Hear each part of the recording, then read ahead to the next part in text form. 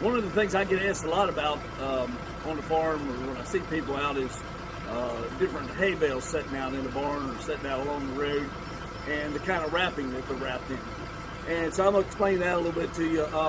So this bale I have right here is a dry bale, and that's how we normally always made hay. You know, you mow it, and it's expecting 3 or 4 days of nice weather. You mow the hay, you let it lay a day or two, you maybe rake it, let it dry a little more, and then you roll it up with a round bale. And that's called dry hay. There's, you know, the moisture is supposed to be very low in it, so it won't mold. My balers, both are older, they're in the 90s. They're still the string tie, which is originally what all the round balers were. And they just have regular sisal twine that goes around.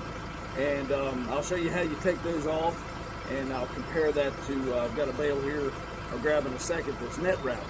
And that'll be the two different ways that you can dry bale hay. So this one, you just gotta have some kind of knife. And I keep a little small one in the tractor, one in my pocket or whatever as always. And I'm gonna just cut the strings on one side and then go to the other side and pull them off.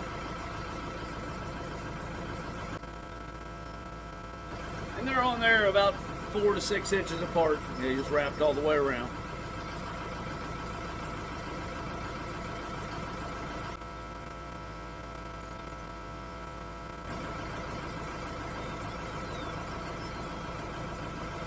So that's pretty much how you take strings off a string tie baler.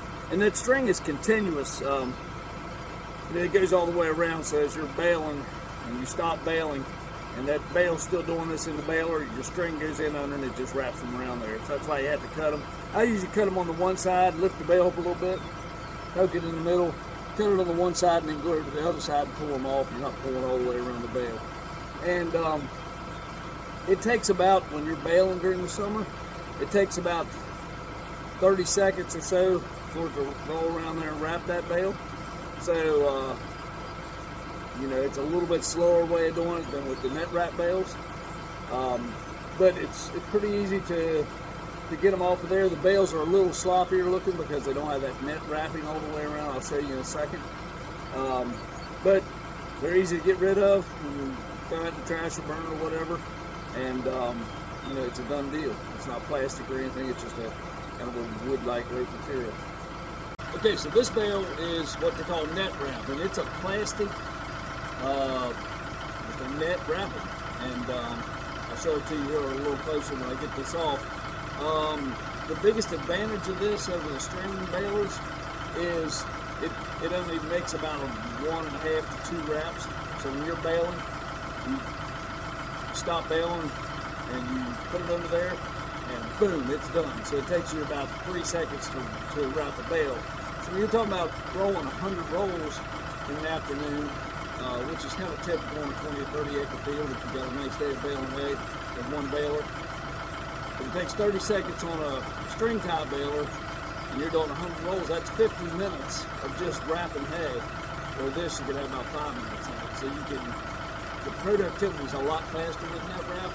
The bales look nice, they're nice and tight looking. You don't get those, you know, sometimes on a string wrap baler, you happen to break one of the strings, which isn't easy to do, but it can happen when you're flipping them over and loading them and stacking them in the barn or whatever. With the net wrap, they stay really nice. You can, if there's something to cut into it or break it, the whole baler will kind of fall apart. So there's a good advantage to that. It's a lot quicker. To me, getting rid of the net wrap plastic is kind of a pain. You have to pile it up, and it can pile up pretty quick, and you got to take it to the dump, and it's plastic. So the good and bad. There's a couple different ways you can take it off. You can either take a knife and just slice it on this side, get it and pull it off. Or I've been, since it's only about 2 wraps, just find the edge of it, pull it off, and like I say, I don't have a net wrap baler, but my buddy that helped me bale this year a couple times had one, and I had a baler broke down. So that's why I got some net wrap hay. But it's a good thing to show you the two different styles. So I'll see if I can find the edge of it. It'll probably be right on the bottom or top where I can't find it. I kind of tilt the bale down a little bit like this, and I'll show you how it's easy to take it off.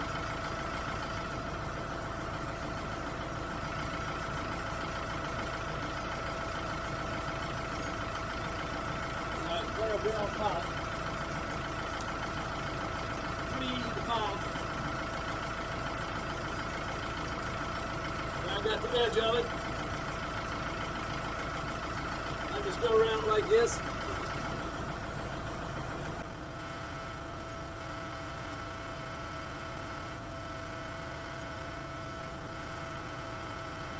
And that's it. You got a little ball of plastic. Grab it up there. Another advantage to that is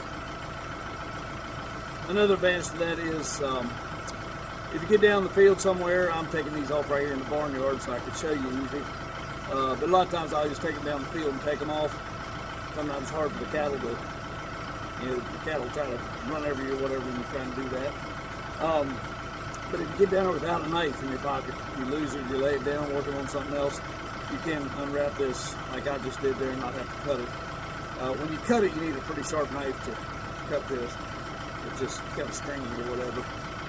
Anyway, that's two different kinds of dry bale. We'll talk later another day about wet bale and hay, and that's what you see the white tubes out through the field, or the white marshmallow looking balls. Those are, you bale those a little higher moisture, and you wrap them completely in a plastic wrap and seal all that in, and it kind of heats and makes us solid as opposed to dry hay, and it makes a really good feed and no mold because it's completely sealed.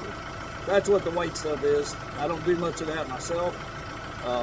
Mainly I just do the dry bale haymaking.